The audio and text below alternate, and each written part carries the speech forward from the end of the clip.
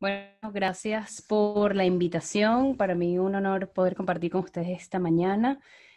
Vamos a estar, bueno, ya Caro me hizo la presentación, así que no voy a ahondar más en eso. Y vamos a estar conversando sobre la hidratación, pautas y recomendaciones. Bueno, como bien sabemos y siempre escuchamos, el 60% de nuestro organismo es de agua y mientras el 40% es de sólidos. Esta agua, como bien sabemos, se distribuye en varios compartimientos, puede ser dentro de la célula o extracelular fuera de la célula, donde el 80% del agua extracelular está en el intersticio y el 20% está en el plasma. ¿Por qué les digo todo esto? Porque cuando nosotros sudamos, hacemos ejercicio, sudamos para poder termorregular, se ven afectados todos los compartimientos de nuestras células, tanto intra como extracelares, es decir, perdemos fluidos a nivel global. Entonces, esto es súper importante conocerlo y además que el plasma, como vamos a ver más adelante, va a tener como una importancia extra. ¿Por qué hidratarnos entonces? Sabemos que el agua tiene muchísimas funciones, entre ellos mantener el volumen y la presión sanguínea. Nuestra sangre es más que todo agua, por supuesto con otros fluidos, pero necesitamos de ese medio acuoso, además actúa como solvente, donde están todos esos solutos que van a estar en concentraciones ideales para que nuestro cuerpo pueda funcionar bien. También es el medio de desechos, como se desechan tanto a través de la respiración por los pulmones como a través de los riñones y la orina.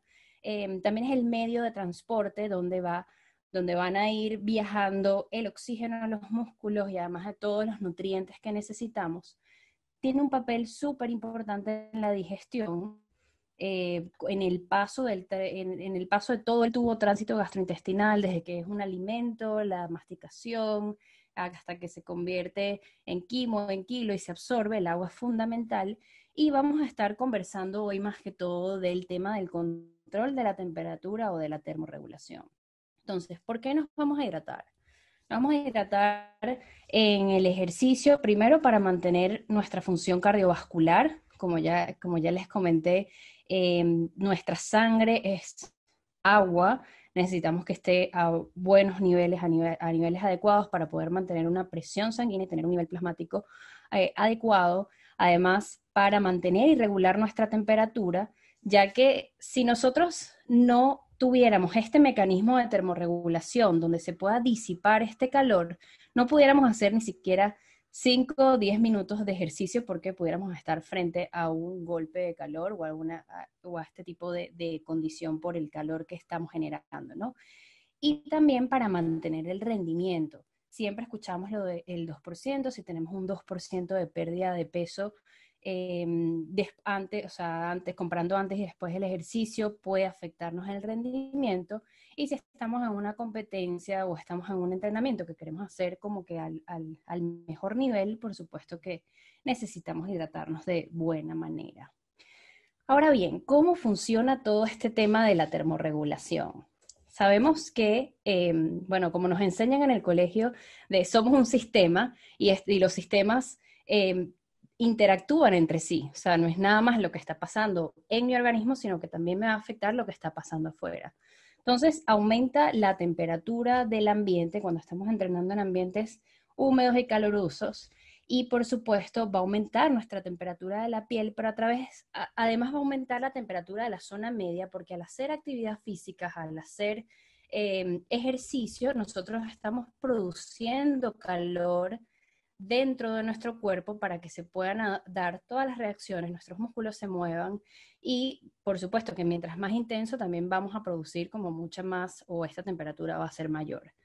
Esto a su vez va a producir un esfuerzo cardiovascular extra, donde vamos a tener un consumo de oxígeno mayor, nuestro corazón va a estar bombeando mucha más sangre, además entra en juego la presión arterial, ritmo cardíaco, etcétera, etcétera. Y por supuesto que mientras aumente más esta temperatura, la sensación térmica, la sensación de calor va a ser mayor y nos va a producir más disconfort. O sea, no es lo mismo quizás entrenar en un ambiente frío que entrenar en un ambiente muy caluroso, porque a nivel de percepción lo vamos a sentir mucho más fuerte o mucho, vamos a sentir mucho más esfuerzo cuando estamos en el calor. Por supuesto que la percepción del esfuerzo aumenta y esto también nos aumenta la fatiga y nuestra capacidad de trabajo, nuestra capacidad de rendimiento va a disminuir. O sea, como sabemos, producimos calor. Entonces la sangre va a, va como que a ir hacia la piel para que nosotros produzcamos sudor. Este sudor va a estar en la superficie de nuestra piel y va a ser la evaporación de este sudor el que nos va a ayudar a disminuir la temperatura. Entonces, muchas veces cuando estamos en ambientes húmedos y calurosos, le tenemos que prestar una atención a la hidratación superior, porque imagínense que estamos en un ambiente húmedo, además súper caluroso, que ya solo por el calor ya nos va, o sea, ya tenemos como algo en nuestra contra, y tienes un ambiente húmedo, tienes la piel humedecida y va a ser mucho más difícil de que se dé esta evaporación y por eso hay que prestarle mucha atención a la hidratación. Ahora bien, ¿qué es el sudor?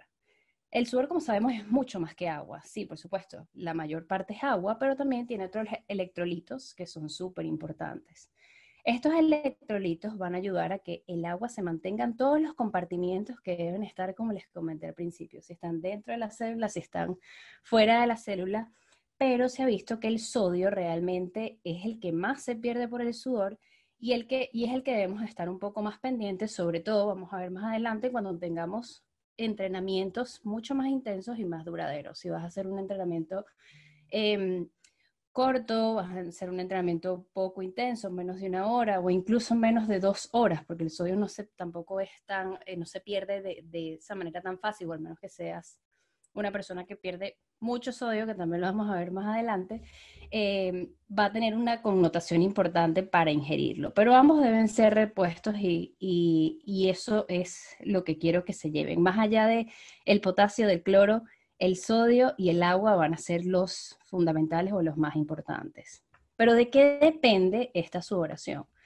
Como les mencionaba al principio, va a depender de factores internos, es decir, va a depender de nuestra genética, hay personas que sudamos más, va a depender de nuestra aclimatación. Yo, por ejemplo, vivo actualmente en Venezuela y quizás para mí sea mucho más fácil entrenar en calor que, vamos a poner un caso extremo, una persona que venga de Alaska, que a lo mejor viene a entrenar a Venezuela y le va a costar muchísimo más. Va a depender también de cuál es nuestro nivel de entrenamiento. Las personas que están mejores entrenadas suelen sudar un poco más, pero también suelen tener un mecanismo de termorregulación como superior y por supuesto de nuestra capacidad cardiovascular.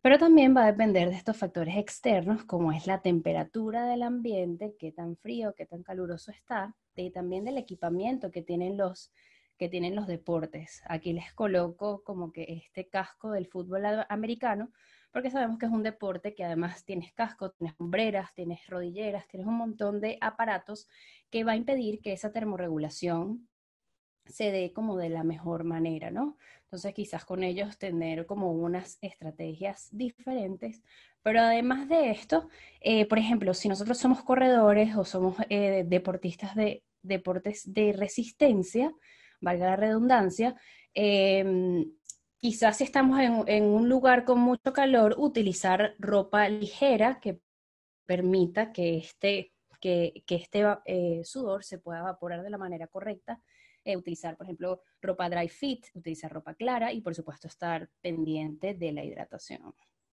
Porque el sudor nos enfría, el calor se crea en el cuerpo por el ejercicio y, por supuesto, lo que he venido comentando, el sudor y la evaporación previenen que aumente la temperatura corporal. Ahora bien, esta tasa de sudoración o este ritmo de sudoración varía muchísimo entre individuos, al igual que el sodio. Y es complejo porque, por supuesto, como vamos a ver más adelante, la podemos estimar, pero también puede cambiar dependiendo de la competencia a la que vayas a hacer, puede cambiar dependiendo de la época del año en la que estés, probablemente no sudes igual en invierno o en primavera a como sudes en verano quizás, entonces es algo complejo, pero que pudiéramos implementar para poder chequear cuánto necesitamos hidratarnos. Entonces, ¿qué nos dice los consensos o los position stand del Colegio Americano de Medicina del Deporte? Hay dos importantes en hidratación. En 1996 nos dice hay que beber lo máximo según la tolerancia, y en el 2007 empieza a cambiar esto y empiezan a decirnos, no, pero vamos a consumir fluidos acorde a nuestro ritmo de sudoración porque no todo el mundo tiene el mismo ritmo, ¿no? Entonces, en el de 1996 nos indicaba que antes del ejercicio deberían ser consumidos 400 a 600 mililitros de agua 2 horas antes e iniciar en estado de euhidratación, es decir, que yo esté bien hidratado antes de comenzar el ejercicio. Y después, durante el ejercicio, se debía simplemente, lo mismo que sudabas, era lo mismo que debías ingerir cada 15-20 minutos entre 150 y 350 mililitros, y que mientras más líquidos tomábamos, que esto se veía entre 400 y 600 mililitros, el vaciamiento gástrico se beneficiaba. Es decir, mientras más agua tomabas, entonces iba a pasar más rápido y podías hidratarte también como más rápido. Sin embargo, en el 2007 empieza a cambiar y empezamos a hablar de los mililitros por kilo, que vendría siendo la recomendación de 5 a 7 mililitros por kilo de peso 4 horas antes, iniciar pues empezamos a ver este concepto de evitar una pérdida de peso corporal mayor del 2%, conocer nuestros ritmos de sudoración y cuidar la ganancia de peso corporal. Pero antes de decirles si debemos siempre saber nuestro ritmo de sudoración o no, les quería presentar una manera de que puedo chequear mi hidratación antes de hacer ejercicio de una manera muy fácil. Por supuesto que hay muchos otros métodos, pero esto es como una manera fácil, menos complicada, donde le pudiéramos enseñar a todos nuestros asesorados cómo hacerlo, y es a través del color de la orina. ¿Por qué esto es importante? Hay muchísimos estudios donde se ha visto que la mayoría de los atletas, no nada más de resistencia, sino de atletas en general, comienzan el ejercicio deshidratados. Si nosotros garantizamos o empezamos a enseñar algunas estrategias, ellos pueden, a través del color de la orina, decir, bueno, mira, si a lo mejor estoy en este momento de deshidratación o extremadamente deshidratado, voy a empezar a consumir un poco más de agua hasta llegar a este color amarillo claro, amarillo limonada, y empezar mi ejercicio bien hidratado.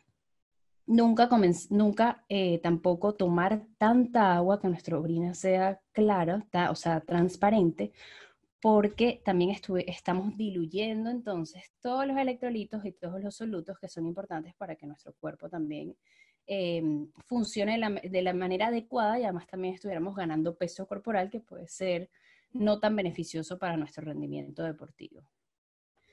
Entonces, hay 3 consumos o patrones de consumos que les quiero hablar para poder entrar un poco cuándo planear, cuándo beber a libre demanda o si se recomienda beber a la sed. Entonces, el primero está planear la hidratación, que simplemente es consumir una cantidad específica de líquidos, o sea, conocer nuestra tasa de sudoración para minimizar la pérdida de fluidos y minimizar también todo el tema de disminuir el rendimiento deportivo. También está el patrón de ad libitum, que es simplemente consumir líquidos a libre demanda. Tengo la bebida disponible y lo consumo cuando yo quiera, cuando me provocan y en el volumen que yo quiero. Y después está beber a la sed, que es este mecanismo de la sed que se basa en prevenir la hiponatremia. La hiponatremia asociada al ejercicio es una condición donde consumes tanto líquido que vas a diluir las concentraciones de sodio, y por supuesto que puede traer consecuencias negativas a la salud. Y también se dice que que este mecanismo de la sed va a evitar una deshidratación excesiva. Sin embargo, ¿qué pasa con este mecanismo de la sed? Que muchas veces cuando ya tenemos sed, ya tenemos más de este 2% de pérdida de peso corporal, es decir, ya podemos considerarnos que estamos deshidratados, y no funciona, no es un mecanismo que sea tan sensible al momento de hacer ejercicio. Cuando estamos en reposo normal, nosotros bebemos a la sed casi siempre, o sea, no tenemos y que, bueno, tengo una tasa de sudoración, incluso cuando estoy de reposo, entonces voy a consumir tanta cantidad de líquidos, no, bebes a la sed y funciona bien en el reposo, pero en el ejercicio parece que no tanto. Entonces, ¿cómo o por qué vamos a planear la hidratación? Como les comenté, cuando estamos en miras a una competencia, estas competencias también van a tener una condición climática y una particularidad. Cada competencia es un mundo, cada competencia es diferente. Entonces, si planeamos y si empezamos a estudiar cómo va a ser esta competencia, simulándola, podemos ver cómo nos vamos a comportar, cómo va a ser nuestro comportamiento a nivel de pérdida de fluidos y cómo vamos a, por ejemplo, consumir carbohidratos y consumir sodio y tener estrategias específicas para competir y hacerlo de la mejor manera, ¿no? Entonces nos va a permitir simular la competencia, conocer los ritmos de sudoración de cada uno.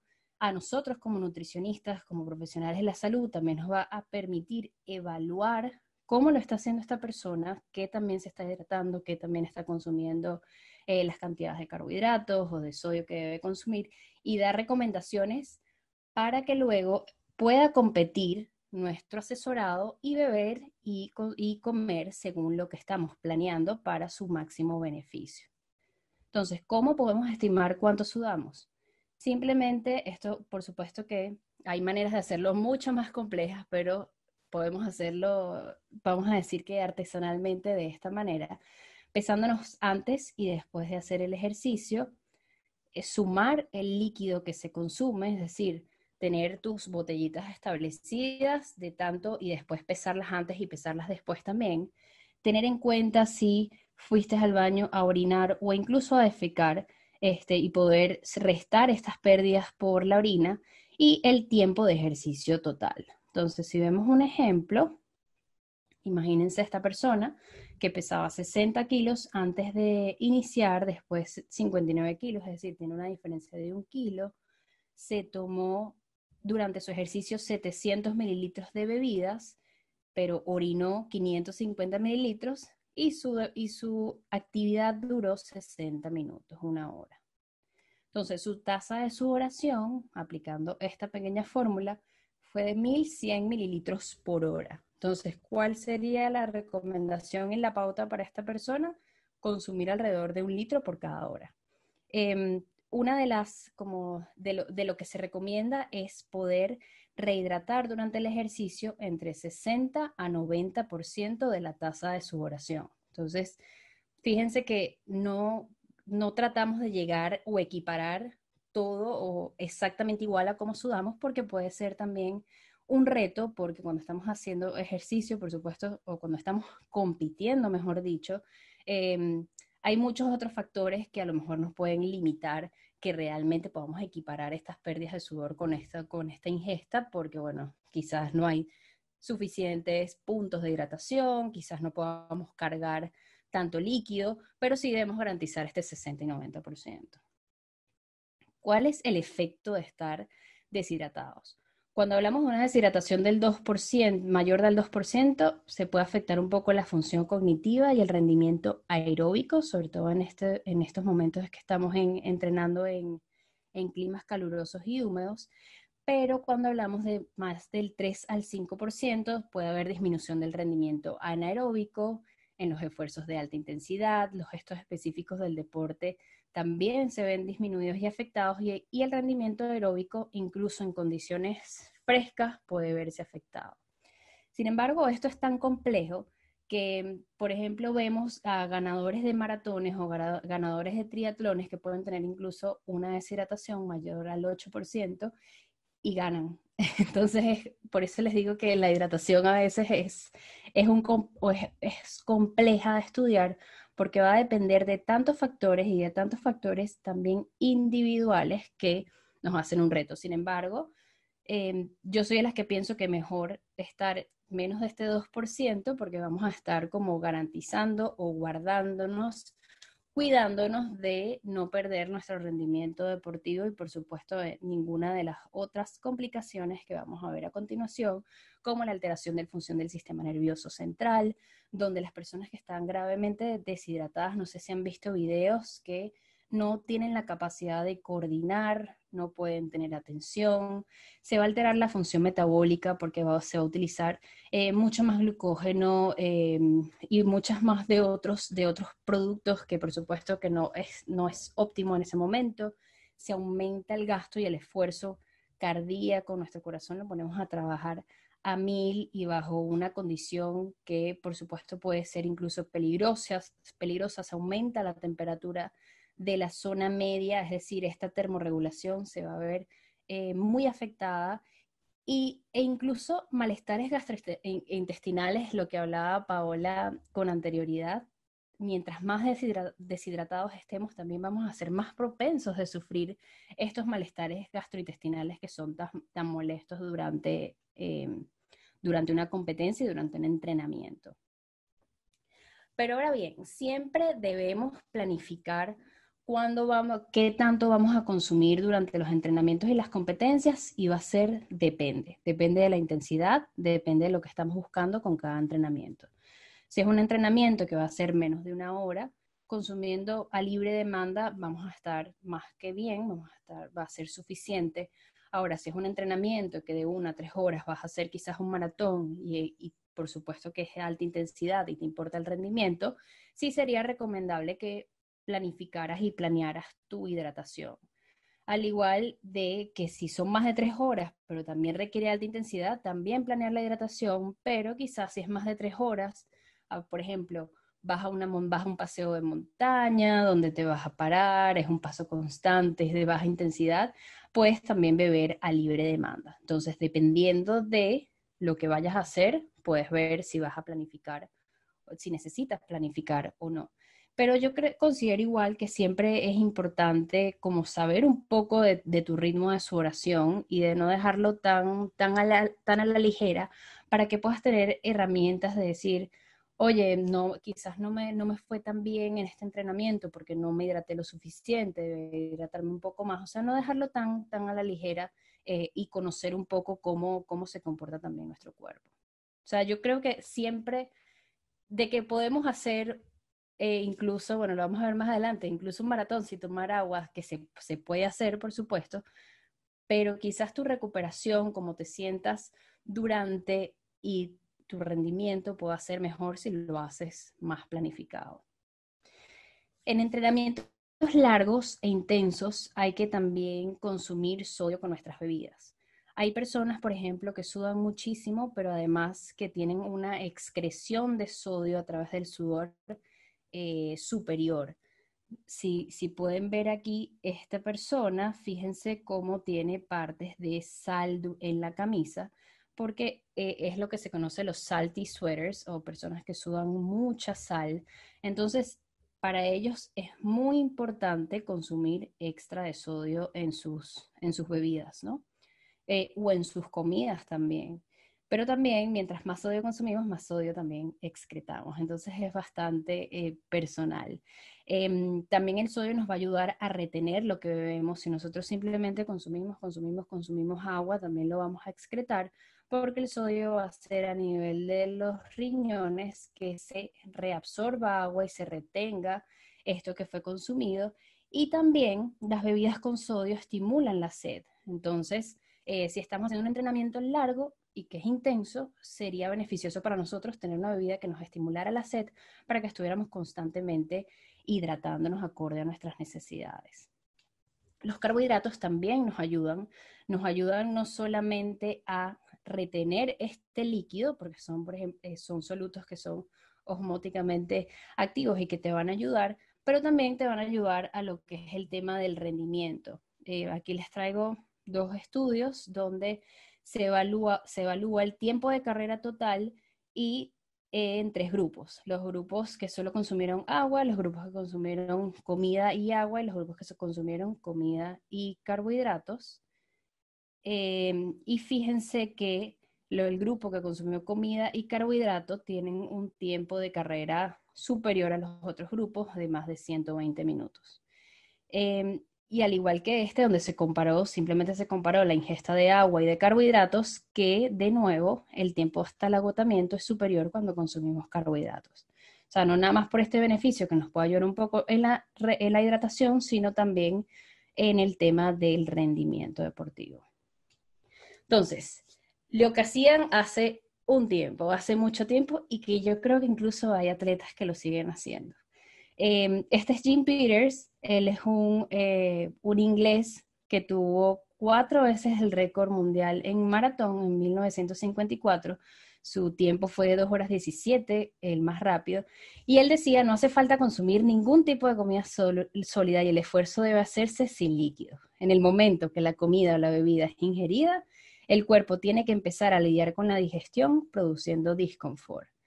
Y esta misma persona, en el último maratón que realizó, le dio la pájara, como dicen, estuvo a punto de morirse porque estaba severamente deshidratado. También fue un maratón, si no me equivoco, en Canadá, que las condiciones del tiempo fueron muy duras, entonces no consumía ningún tipo de bebida, ningún tipo de comida, y por supuesto que esto le pasó factura.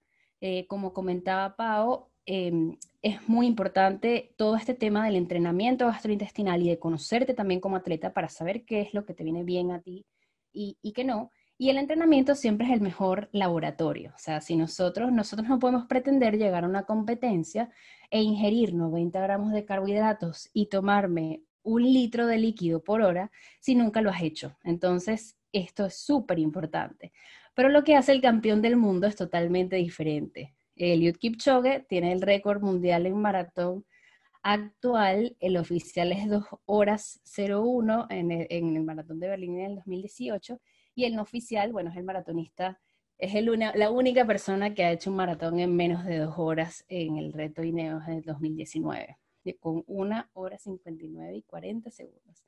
Entonces, lo que hacía Kipchoge es cada 5 kilómetros recibe una botella de 250 mililitros con una bebida deportiva que además contiene 80 gramos de carbohidrato cada 500 mililitros y puede estar consumiendo más de 100 gramos de carbohidrato y más o menos 1 litro de fluidos por hora.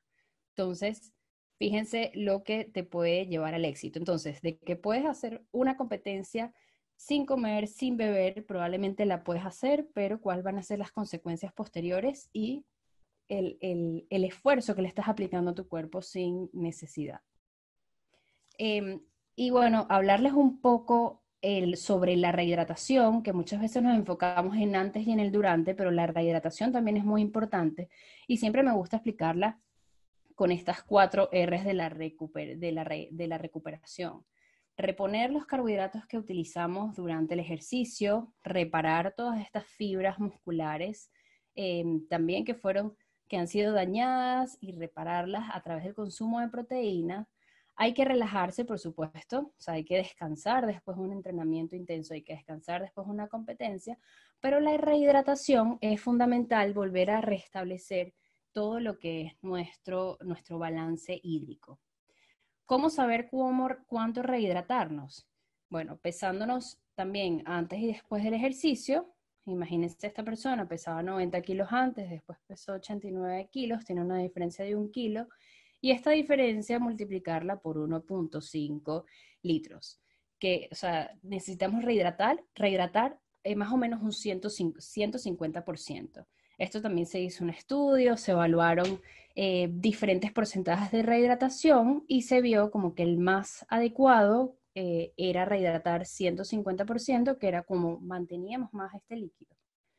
Y por supuesto que esta rehidratación va a tener también ciertas características. Por eso les quiero mostrar este estudio donde se identificaron cuáles eran las mejores bebidas rehidratantes, o se identificó un índice de la hidratación de ciertas bebidas. Para esto se estudiaron 13 bebidas diferentes y fueron 72 participantes donde simplemente se comparaba agua versus otras bebidas que ellos también tenían que tomarse. Se midió el volumen de orina durante 4 horas y por supuesto se comparó cuáles de estas bebidas eran las que mejor se retenían, cuáles eran las que mejor se retenían, porque al final del día tú puedes tomar muchos líquidos, pero si así como ese líquido te lo consumes, lo orinas, no tiene ningún sentido porque eso quiere decir que no te estás hidratando, ¿no? Entonces, en este estudio, las bebidas con este mejor índice de hidratación fueron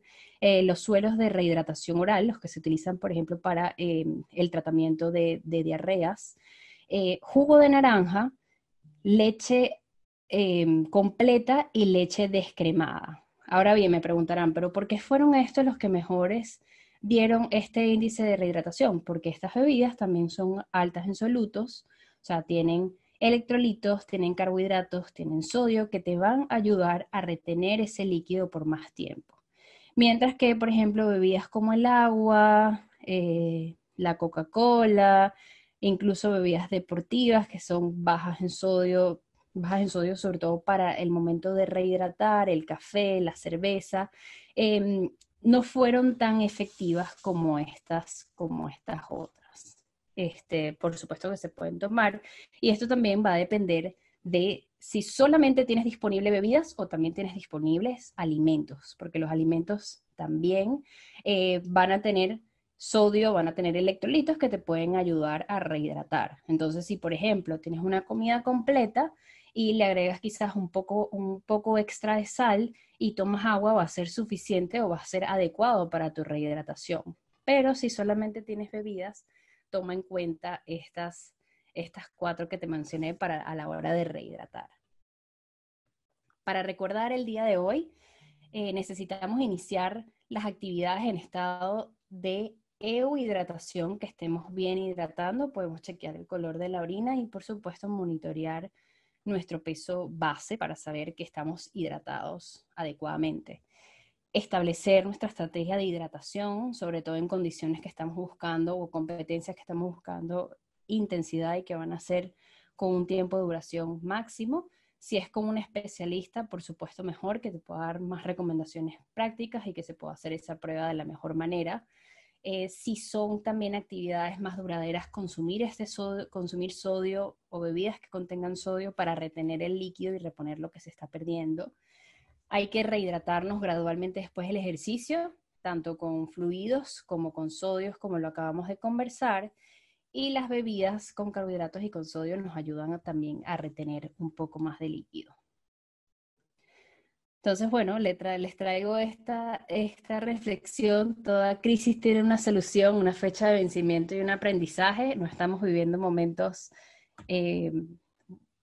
viviendo momentos más bien complicados. Entonces, bueno, ojalá que podamos volver a tener este tipo de carreras con muchísima gente sin tanto miedo de contagiarnos o que esto pase realmente rápido para que volvamos a retomar nuestro ritmo de vida.